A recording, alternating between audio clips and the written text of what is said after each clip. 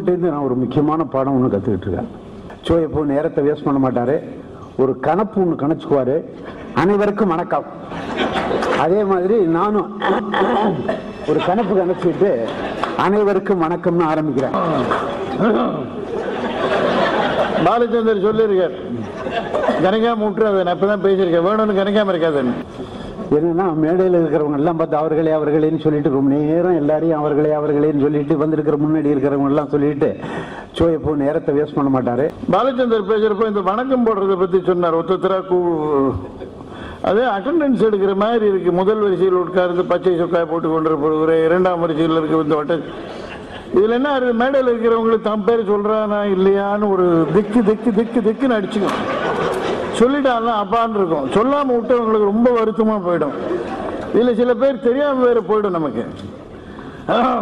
இந்த வம்புக்கெல்லாம் இடம் இல்லாம அனைவருக்கும் வணக்கம்னா சரியா போயிடுற மாதிரி எனக்கு ஒரு அபிப்பிராயம். அதனாலதான் அப்படி சொன்னேன். அதாவது என்ன எல்லாரும் சொல்லுவாங்க, ரொம்ப ஸ்ட்ரிக்டா இருப்பாரு, சில விஷயத்துல குரங்கு பிடியா இருப்பாரு அவரு அப்படின்லாம். எனக்கு ஒரு கெட்ட பேர் உண்டு. அந்த கெட்ட பேர் தான் எனக்கு நல்ல பேரு. அவர் சொன்னார், குரங்கு பிடி அவருக்கும் உண்டு, சாணக்கியாவுக்கும் உண்டுன்னு.